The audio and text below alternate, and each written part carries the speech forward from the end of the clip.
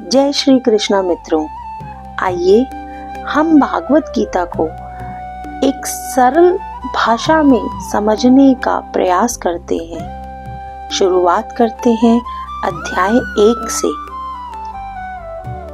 कुरुक्षेत्र के युद्ध स्थल में सैन्य निरीक्षण। धृतराष्ट्र उवाच, धर्म क्षेत्रे कुरुक्षेत्रे संवेता युयुत्सवः मामकाः पांडवाश्चैव किम कुर्वत संचय। अर्थात धृतराष्ट्र ने कहा, हे संजय, धर्म भूमि कुरुक्षेत्र में युद्ध की इच्छा से एकत्र हुए मेरे तथा पांडु के पुत्रों ने क्या किया। इसका तात्पर्य है, भगवत गीता एक बहुपठित आस्तिक विज्ञान है जो कि गीता महात्म्य में सार रूप में दिया हुआ है।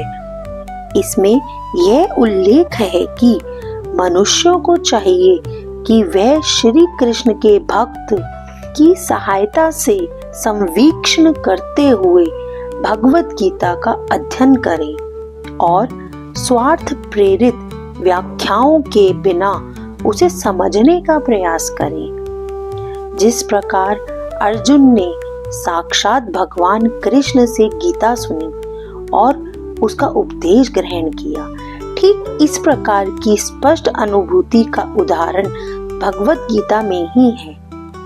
यदि उसी गुरु परंपरा से निजी स्वार्थ से प्रेरित हुए बिना किसी को भगवत गीता समझने का सौभाग्य प्राप्त हो तो वह समस्त वैदिक ज्ञान तथा विश्व के समस्त शास्त्रों के अध्ययन को पीछे छोड़ देता है। पाठक को भगवत गीता में न केवल अन्य शास्त्रों की सारी बातें मिलेंगी, अपितु ऐसी बातें भी मिलेंगी जो अन्यत्र कहीं उपलब्ध नहीं है। यही गीता का विशिष्ट मानदंड है। स्वयं भगवान श्री कृष्ण द्वारा साक्षात उच्चरित होने के कारण यह पूर्ण आस्तिक विज्ञान है। महाभारत में वर्णित धृतराष्ट्र तथा संजय की वार्ताएं इस महान दर्शन के मूल सिद्धांत का कार्य करती है।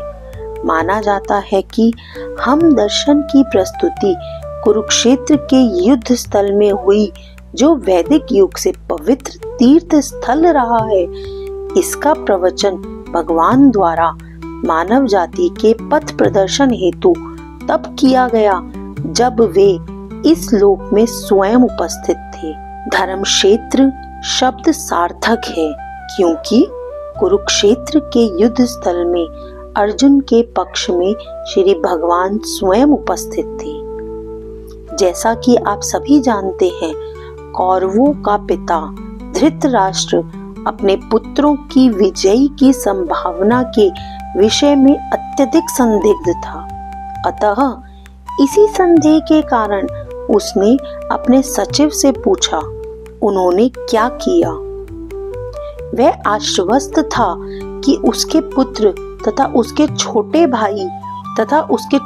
भाई पांडु के पुत्र कुरुक्षेत्र की युद्ध भूमि में निर्णायक संग्राम के लिए एकत्र हुए हैं। फिर भी उसकी जिज्ञासा सार्थक है। वह नहीं चाहता था कि भाइयों में कोई समझौता हो, अतः वह युद्ध भूमि में अपने पुत्रों की नियति के विषय में आश्वस्त होना चाह रहा था। चूंकि इस युद्ध को कुरुक्षेत्र में लड़ा जाना था, जिसका उल्लेख वेदों में स्वर्ग के निवासियों के लिए भी तीर्थ स्थल के रूप में हुआ है। अतः धृतराष्ट्र अत्यंत भयभीत था कि इस पवित्र स्थल का युद्ध के परिणाम पर ना जाने कैसा प्रभाव पड़े।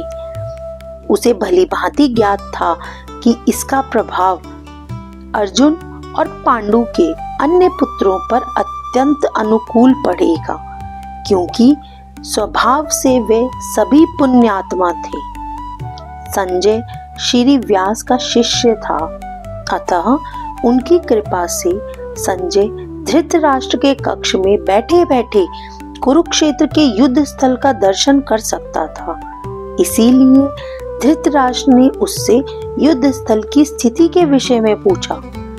पांडव तथा धृतराष्ट्र के पुत्र दोनों ही एक वंश से संबंधित हैं, किंतु यहाँ पर धृतराष्ट्र के वाक्य से उसके मनोभाव प्रकट होते हैं।